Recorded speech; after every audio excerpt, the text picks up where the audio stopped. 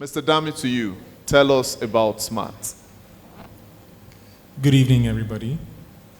Thank you very much. I hope you're having a wonderful evening.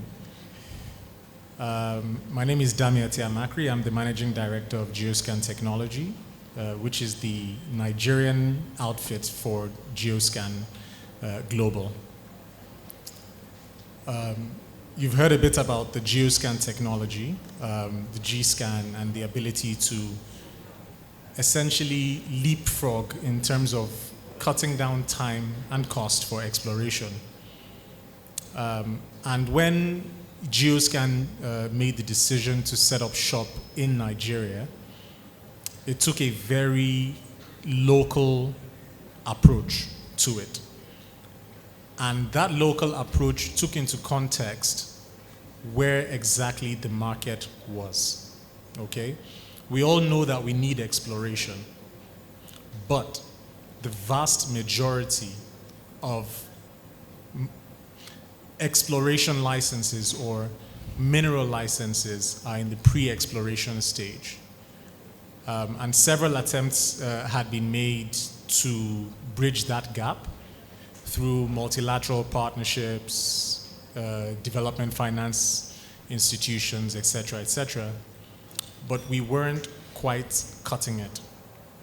And so we took several steps back and we said, what does the market need? And what the market needs in Nigeria, what circa 7,000 licenses need, they need a very cost-effective way to get reliable data intelligence on the mineralogy or the potential of the prospect, but just as importantly, the pre-exploration investability of that project. And that is what SMART addresses. It is a stack of amazing technology, which Dirk can speak more in depth about, but it is able to take a mining prospect or an exploration prospect and provide intelligent, investable data in a metric-based framework that allows for decision to explore, or it equips the license holder with enough data intelligence to go out there and seek for funding for exploration. That's SMART in a nutshell. All right, thank you so much. Mr. Hotes, I hear whispers, maybe from a little birdie, that SMART would be the Nigerian miner's delight. Would you say that such anticipation should be sustained? If yes, why? Is it working? Yeah. Sorry, I didn't got it. Should I take that again? Yeah. Okay, I hear that SMART would be the Nigerian miner's delight. Would you uphold such anticipation? Yeah, definitely. Why, please? With SMART, we combine variety of sources, of data sources, of credible data sources, combine these with remote sensing, data models, and different other technology. And I think what we at the end do is we compress time to get the licenses exploration ready. So this is the basic approach, and this is what SMART does. We've heard the background story of how it all began. Now we would want to hear how it is, where it's going.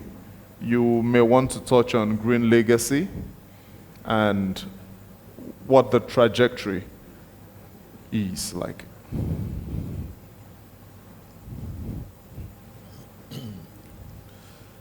Thank you for putting me on the spot. Earlier on, I alluded to my background as having delved into various entrepreneurial activities throughout my life. Now, those experiences in traversing the nooks and crannies of Nigeria, and also a good part of the world as well, has helped to shape my outlook on things and attempt to look at them from a global perspective, one, and then generally, even if it's local, look at it broadly and consider all the, or as many of the implications of any endeavor that I can come up with. Now, we've spent most of the evening talking about mining and, as you said, the extractive industry in general. Having seen all mine sites, having read the history of old gold rush towns, especially in the Wild West, that's in the United States of America, in South Africa, and now even in some desolate places in the plateau, in the Jos Plateau, in Kaduna State, you name it, all over Nigeria. When you visit old mine sites, it's usually a scene of devastation, and you will see evidence of a bubbling town or village having existed where the mining was taking place.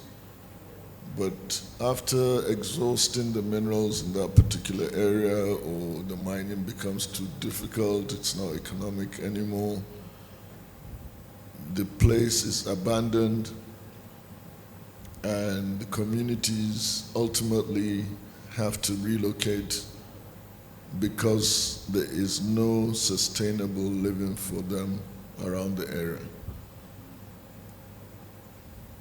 So we started looking at why this is so, and how it can be mitigated, and how it can form part of the original concept of mining in the first place when you consider end of mine life and you want to close your mine.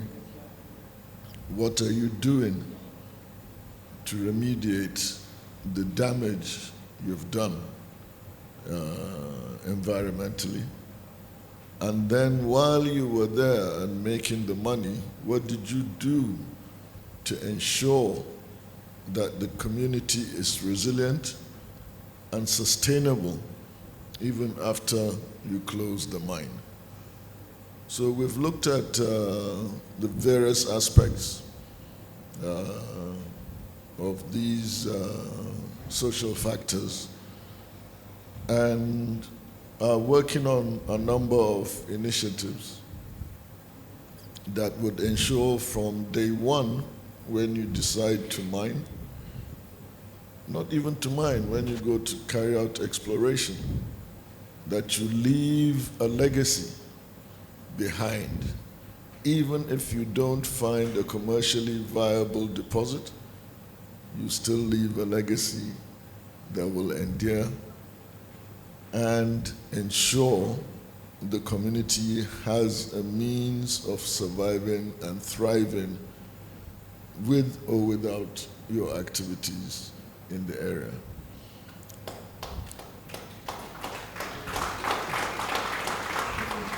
So one of course, we've all been facing the challenges of global warming, environmental degradation, etc., etc. And one of the easiest, and I would say low-hanging fruit, is simply to plant fruit trees wherever you go. That, number one, addresses the integrity parts of the challenges the soil faces. You create an avenue of earning for the community, and you address some of the CO2 emissions indices.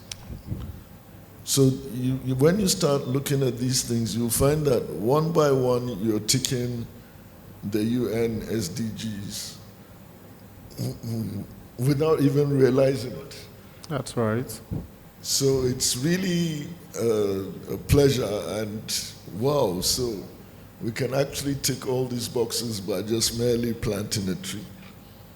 Okay, so next stage is, okay, what type of tree, in what quantities, etc., etc. And that we have the experts.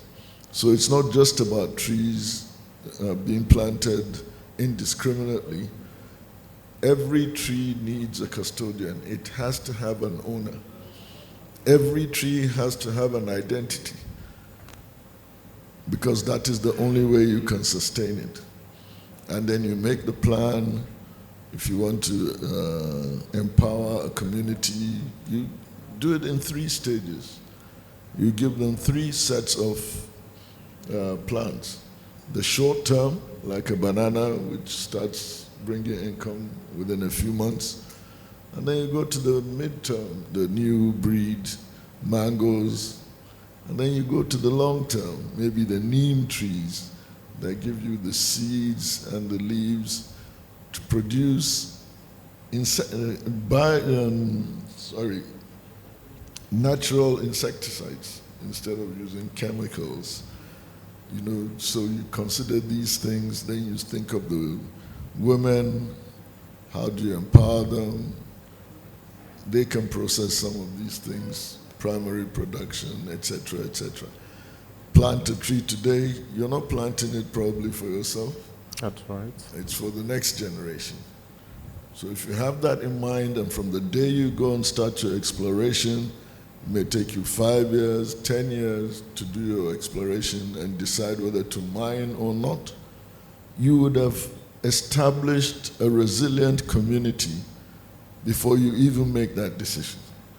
So if you leave without investing in the mine because it's not commercially viable, you've left a thriving community. And that, by teaching them these simple, basic ways of supplementing or enhancing their income, they will remain there happily ever after.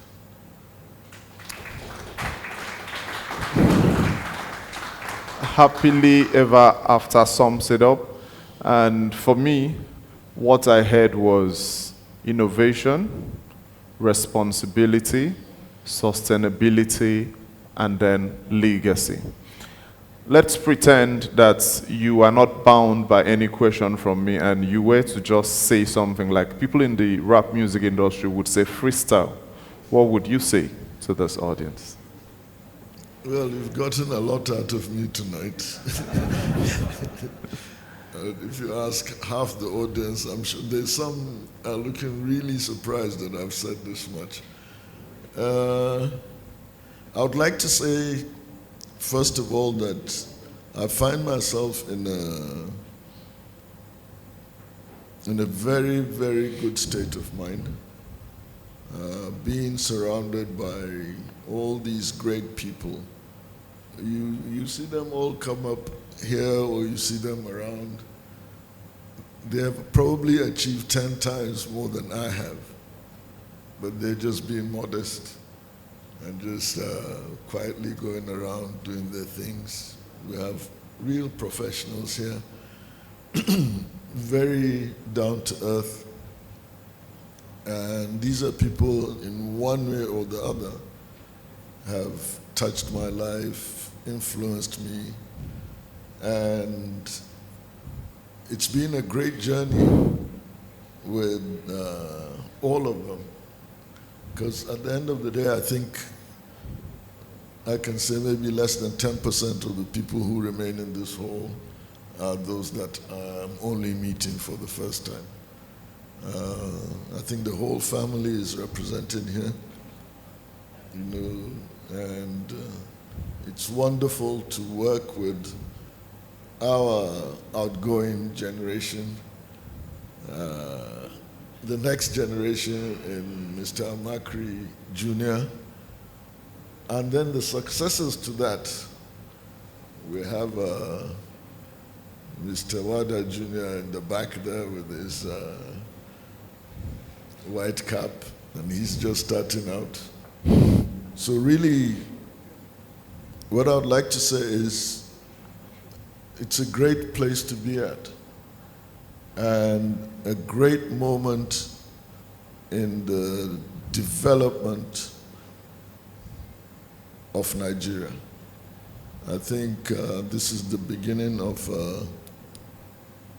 a major, major change in the mining and oil and gas industry.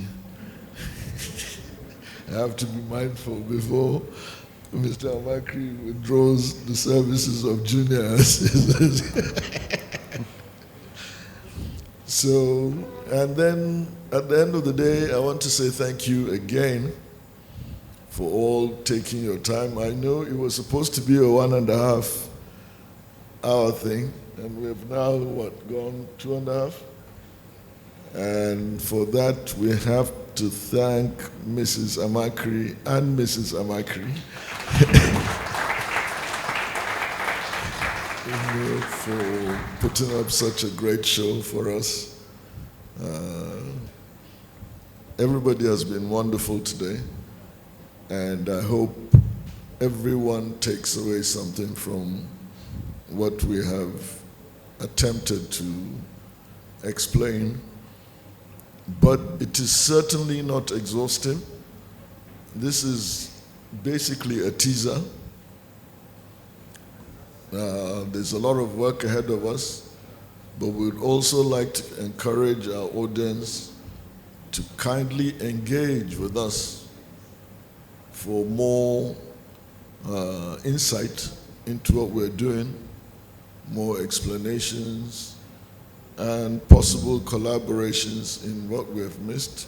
We're not perfect, but there'll be more presentations over the next couple of days by Dr. Icon and Mr. Amakri at the main AFNIS Summit. And we also aim to be at Nigeria Mining Week in October, where there will be a better opportunity of seeing what we are doing and what we have done and what we plan to do. And it's been a really wonderful experience. It took a lot out of me to be able to sit in front of this audience tonight and talk about what I'm doing. I would rather not. I'd rather the actual heavy lifters stay up front and center and do the talking, etc., etc. This would probably be a unique evening, put it that way. All Thank you right. very much. Thank you so much. Thank you so much.